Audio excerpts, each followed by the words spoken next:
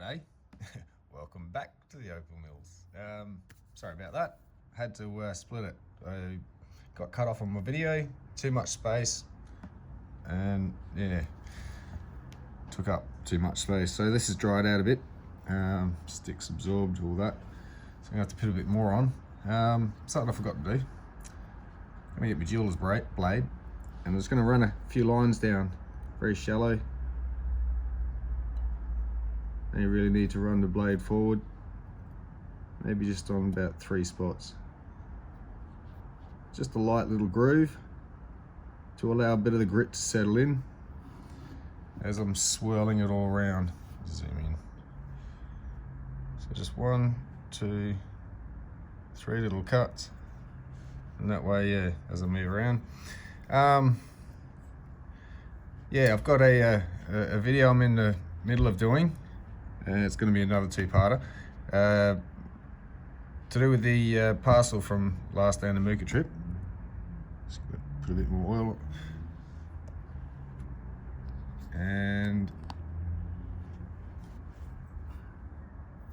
getting yeah, the space to do it all for the last 3 or 4 hours, whatever it was yesterday, of filming, and now this, I just don't have the space, so you just, yeah, apologies for all the 2-parters until I get another phone or something. Figure it out somehow. So yeah, all we're gonna do, again, is just move the stick around. Move that grit around in there, and it will create grooves of the 800 grit, which are half the size of the 400 grit, halving the size of the scratch marks, which is basically what we're trying to do each time, is decrease the size of the scratch marks. But you have to, yeah, you don't want to polish out scratch marks with too fine a grip. So you usually just try to halve each time. So you could go from 4 to 6 to 8, or you could just go 4 to 8. 8 will get out half of the 4, which leaves 8. And then you go to 15 or 12, and it leaves 12 instead of 8. Just choose all the tops off of all the little grooves from the last. You can sort of hear that going around in there, squeaking away, so I might get a bit more grit.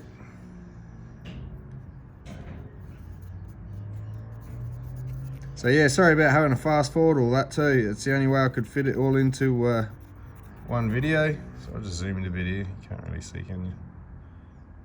That's as far as I can zoom in.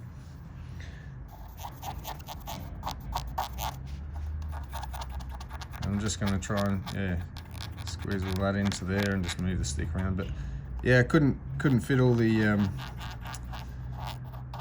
once I edit everything, and then thanks InShot, I do everything on InShot for the editing.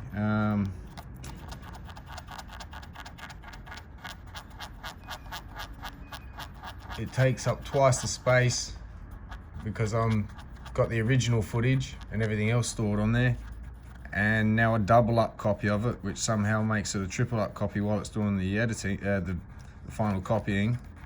So it's the original footage, the one stored on InShot, and then what it's saving to my phone. So there's 3 copies of the one video, which momentarily takes up the space. So it's not like I haven't got the space, it just doesn't have enough all at one hit. So I shuffle it around from the iPad to the phone.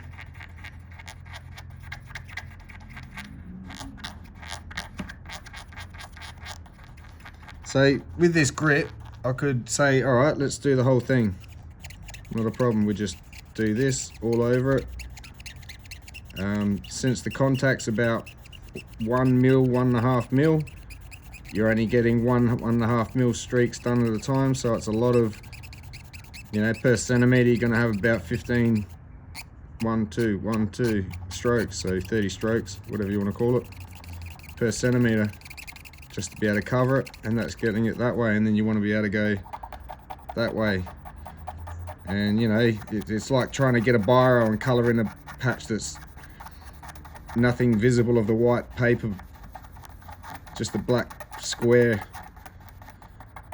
So if you've ever tried doing that either with a pen or a pencil, it's the same sort of thing, but you've got to kind of imagine it because everything's just covered up here.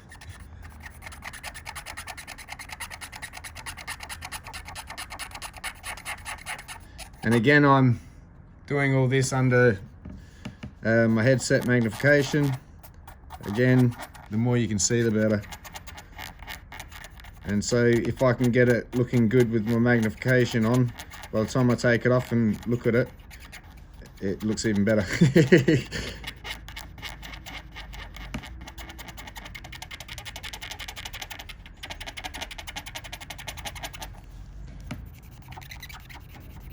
So I'm not gonna, but I'll just show for a minute. You know, it's just, that's why I cut the grooves, that way I can sort of use it sideways as well as end on. Get a bit more surface area, about 2 mil surface area covered. Halves the amounts of strokes, gets more work done in so forth, but it's still going to take a lot of time to cover this whole stone this way. Not saying it's, you know, not possible, it's just very time consuming. Whereas I think I might use the peg and some 800 paper to do the big surfaces like before. But just for demonstration, here we go.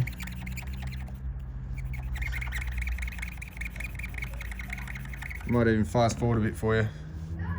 I'll show you a fair bit.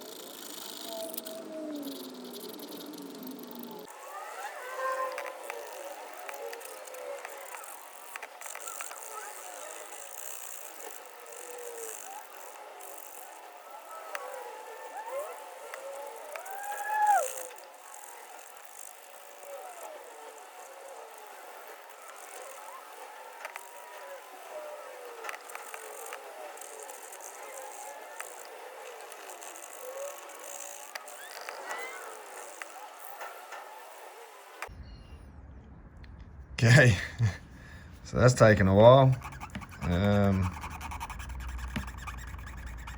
By the way, this oil I'm using, I'll let you know what it is in a sec. Its purpose is other than sort of helps lubricate, but the pressure, just you've got to understand, the same as machines.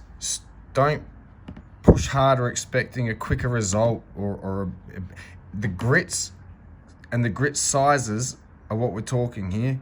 So look at the teeth on this. You see those teeth? They bottom out. So you got your points, but then it goes into that round, and where that deepest part of that round is, it cannot take any more away than that. So it's a series of scraping when you're running a blade along. And each little tiny piece can take only that much. Longer teeth can remove a deeper cut. Longer teeth again, a deeper cut, and coarser to a finer blade, and so forth. It's no different to your wheel. When you're talking grits, these teeth are basically the grit of the blade. Straight up grit without being bonded to a wheel, but being pushed against with a bit of timber. For starters, the grit's going to sink in the timber a bit. So there's no point just pushing too hard. You just want to stir it around, really. And you know, you can hear the squeak, so there's a bit of pressure being applied, don't get me wrong. But it would be pointless to go white knuckle at it, trying to get a quicker result or a better result. So it's just loosen your grip. And I'm explaining this because you do get a cramp after a while, and if you're new to it and you're not really understanding what's going to happen with a time-consuming project in about an hour or so, your hand is going to hurt. So very light grip, and just keep like your thumb on top, I do, or I put finger on top, and just keep the pressure down enough to make it squeak like that. Any harder and it's like you that's too hard, and it's sort of skipping along the surface. You can hear that. You just want a nice easy squeak. Not a, because that's, yeah, not good for the polish, and it's just unnecessary. You're not going to achieve anything extra quicker. And the lighter you hold it, you'll find that you can just go, and this is not fast forward, you ready? This is just real life. I'll keep talking so you can see. If you really want to, just go faster with a lighter grip. The more movement, the more you're working it, the more it's doing its job. Each pass is only going to do what it's going to do, no matter how hard you press it. Obviously, to a point, you can't press too lightly. But if each pass takes away a certain amount, it's a numbers game. Lots of passes. So the more passes you do, the better. And if you can do that quicker without going crazy, and don't go gripping your stick too tight, because it's just like unnecessary and you'll get a cramp. So I'll give this a clean in a second. We'll see if we can tell a difference between it and the 400 prior to it that's around it. So I've done all around here. Well, everywhere you can see sort of that I did. All around here and in here. And hopefully we can tell the difference between that and this. So I'll just keep going a little bit more just to satisfy my... I will go over it again with paper, what I can reach with. But as you can tell in there, that's the spot we can't get into with the bit. It's a bit of a hollow there. It actually caves in and then comes out a bit and over. So that's the sort of thing I assume people are going to want to know, how do I get into there? To be honest, the amount of water, the amount of grit, the amount of sandpaper, and the price of it is, if you've got the time, this is the cheapest way. And probably, well, you can't do it with other machines, as you say, you can't get in with the bits. How do you get in with it? Make your own. Now this, I could make a little, another little bit up with a thin piece like this on for my Dremel, like I've got for this, for the polish. But again, that point's too broad. And then you got to, you know, so you can do this without the Dremel, just with sticks. My hand's the Dremel. I'm the rotary bit. I don't go at 30,000 RPM. It might amount to maybe 180 to about 240. I can't count. And then times whatever that is per second, times over a 60 on a minute. That's my RPMs. And I don't run on electricity. And I'm gonna eventually, with time, and that's the key, if you've got the time. The rotary tools, yes, it saves a lot of on the hand, and time. Gets obviously done quicker, but to a point, you don't want a really fast rotary tool, because again, you'll glaze your bits, and that's no good. Also, it's not doing the, it's supposed to. It's skipping over most parts, and so you wear your bits, you waste your opal, you don't get a result you're after.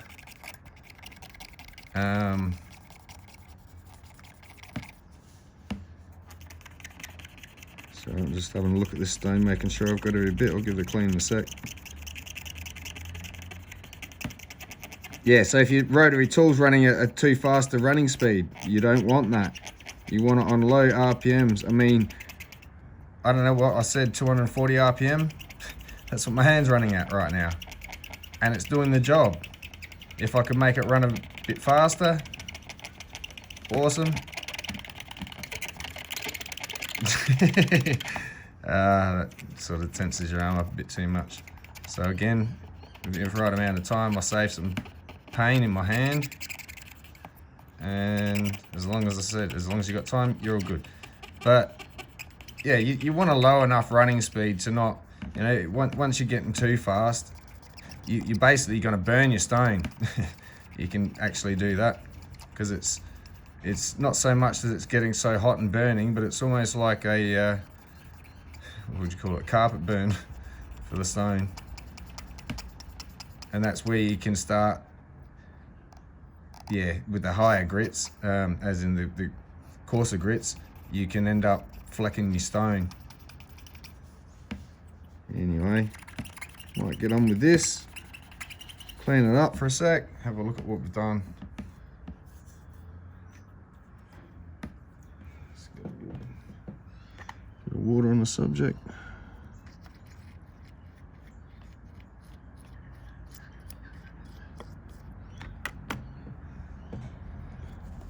Quick dry.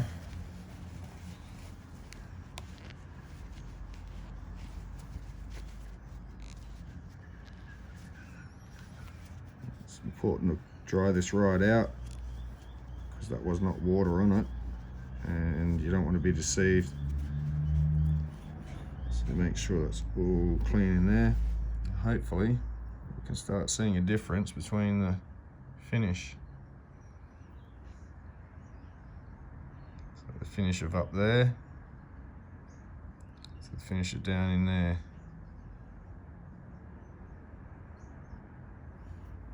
And on that tip, so we can get the reflection to happen.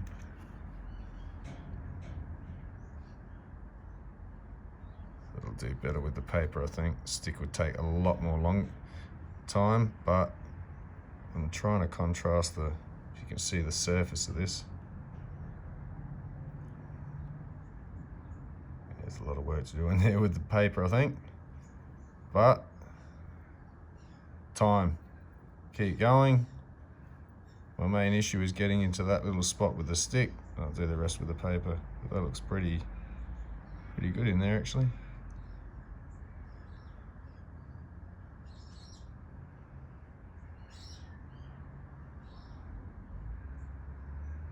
Yeah. So, where are we? 800. Ooh, break out a new sheet. So these work out at around about $1 a sheet if you buy them as a pack. Because they put more packaging on it. Sorry, hang on a sec, guys.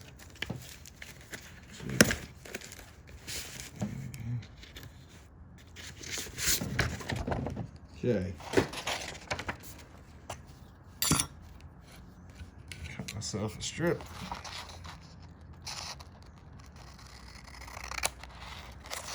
Again, just wide enough for the peg.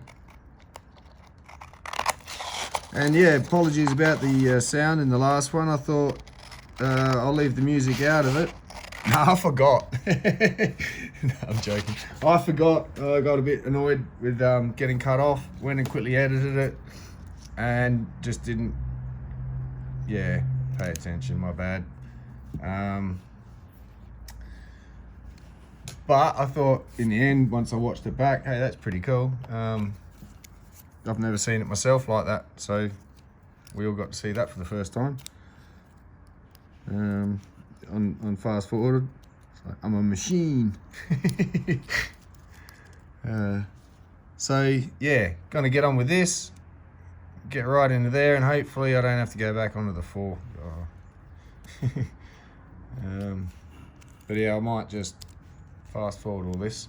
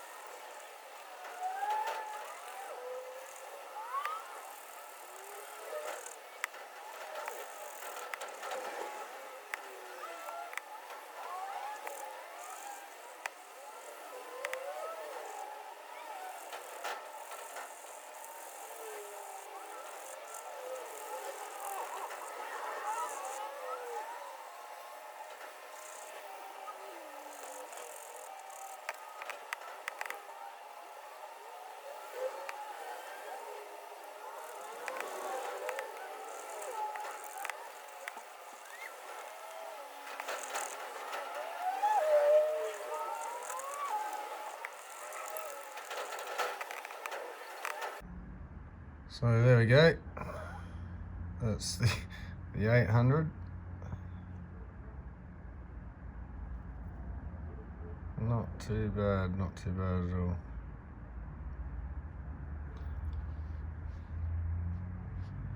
So I haven't got 1200 grit, and that was just a demonstration. I prefer to use paper because it's easy to get on the stick and push around, but the grit is good. Sometimes you just cannot cut the paper thin enough to get into the hole yeah, anyway. I think I'll go to the 1200, then the 1500, just to get a really good job on this one. It's carving, it's worth it. Especially when I'm going to ask for it after it's done, independent. Spent quite a few hours on this, so a few things are going to add up on this one. But anyway,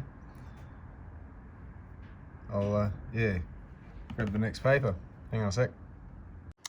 Alright, got 1200 out. Take a strip.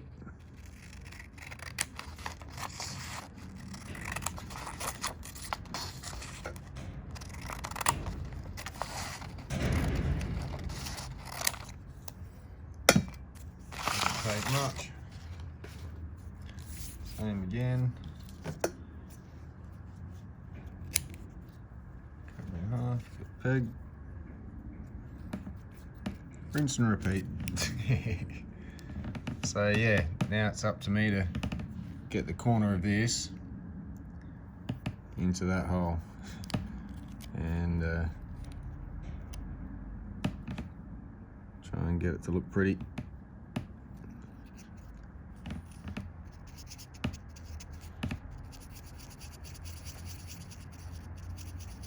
As long as you can hear it. I don't know if you can hear that. Oh, that's right, I think you can. As long as you can sort of hear it's not squeaky, but it's not quiet. I mean, you can tell when it's only just touching, like lightly, and then too hard, and then somewhere in the middle is the right pressure to push. So a cork block's not too bad, because then you need to push hard because it's cork. But this is a pine peg, sort of a softer of the woods, of the pine. so it's not hard, but too hard and it'll just poke holes through your sandpaper too. So 6 one half dozen the other, somewhere in the middle. So yeah, I'll fast forward this bit so you've seen what I'm doing. It's more of the same. I'll talk to you in a little bit.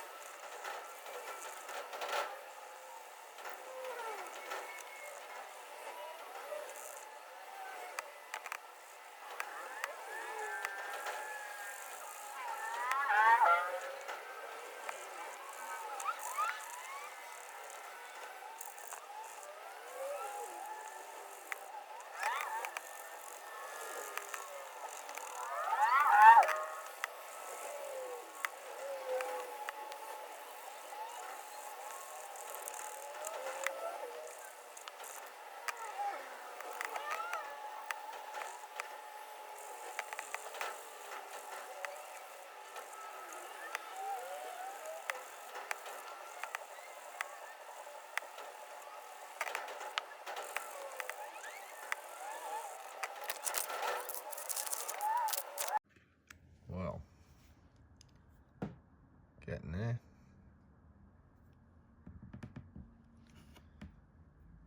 I'll look through my goggles and through the zoom.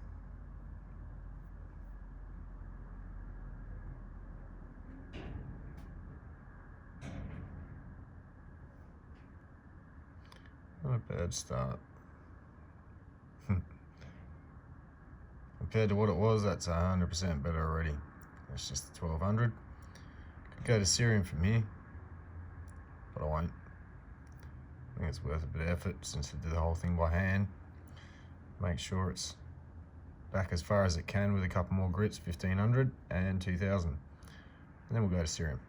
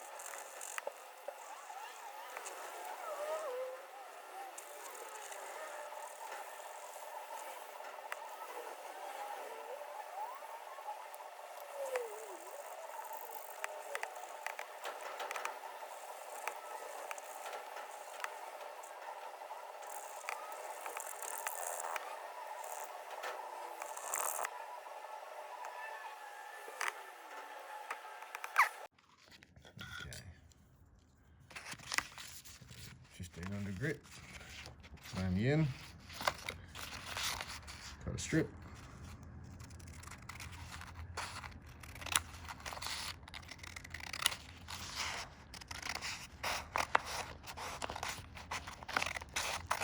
I think if you added up these strips that I've used, and how many strips you get out of one whole sheet, these are bigger even, at $1 a sheet, you're using maybe 40-50 cents maximum of sandpaper for one stone, but still, I think it's a bargain. Thought I'd throw that in. So yeah, having a bit of fun doing this actually. It's what do you call it? Therapeutic. Just sit here and get lost in thought. Getting lots of ideas while I'm doing this. Got too many videos in my head. Get one done at a time, Phil. So yep, on with it. See you in a bit. Can't zoom in too much, I keep wandering off screen. Yeah, I'll try and keep there. So start at this point again. And that's the main spot I really wanted to definitely get with all the grits. Hate to get to the end of this and you see it and go, it looks worse than mine.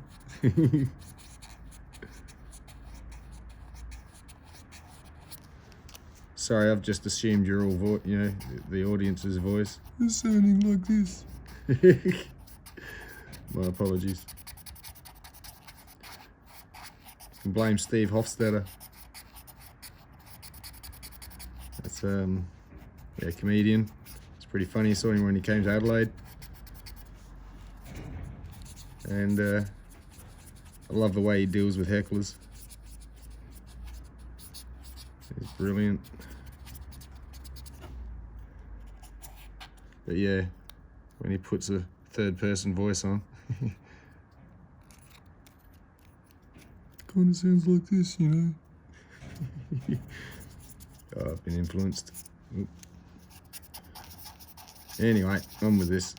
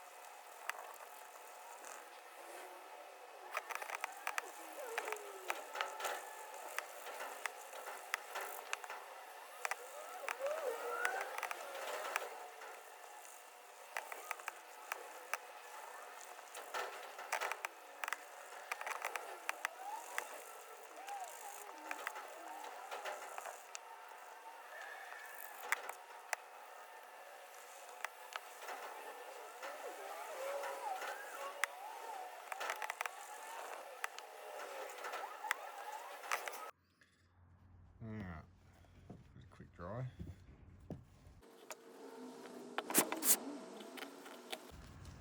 Sorry. There we go.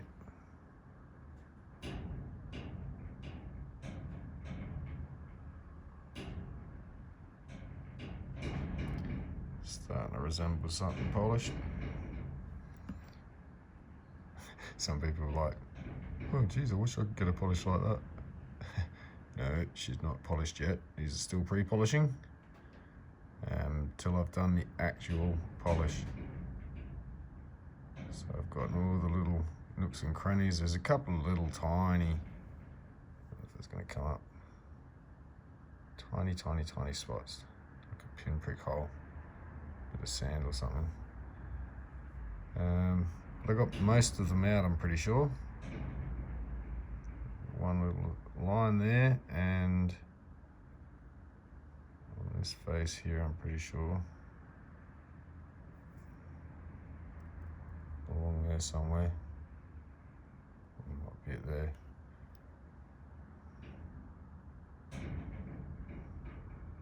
Yeah, that's it there. So, yes, could go back and get them out. Not gonna. Add some natural authenticity to it. It's going along well. Some bits like that always end up somewhere in some pieces. It's very hard to get a perfect job. There's even some bits look like they're there, but they're trapped under the surface. They haven't reached the surface, but yeah. There's a couple of spots of sand in here. I think one's right on this end here. If you can see into the stone, there's a big white spot in there. But that's trapped in, never to see, I can't say the light of day, but the surface of the stone. So anyway, on with the 2000. Getting there.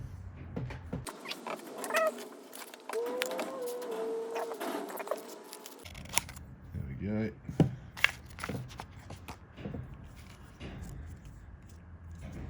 And this is a, I'll try and do as good a job as I can, but I'll just try and get it done at this stage, because then we just still got to polish it. We're getting there. But this is why some bits of opal are going to be worth what they're worth. It's the opal plus how it got to its stage. And this is all, as you can see, by hand, other than the initial carving part. Getting it to 400 mostly, but the rest of it's, definitely by hand. So they're not going to be cheap, or I don't know if I can part with it. That's the way it works.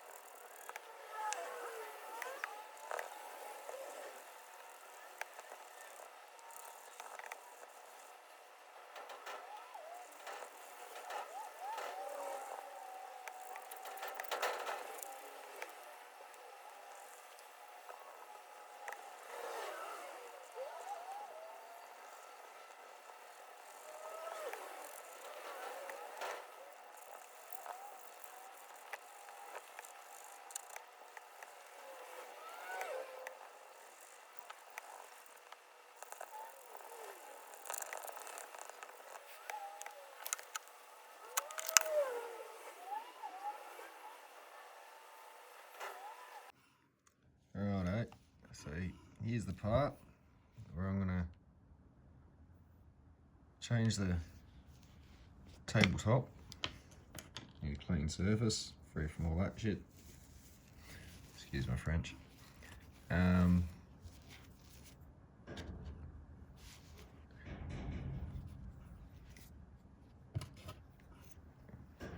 use a dowel, just 3mm, fold the end. What I'm also gonna do is, I think the term's feather it. So I'm just gonna put a notch down the center.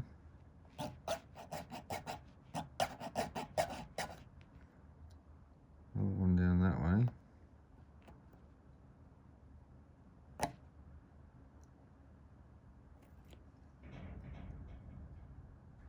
Balanced on the top. Probably shouldn't have rounded it so well. Doesn't matter about all this mess, I'm kind of needing it to do that.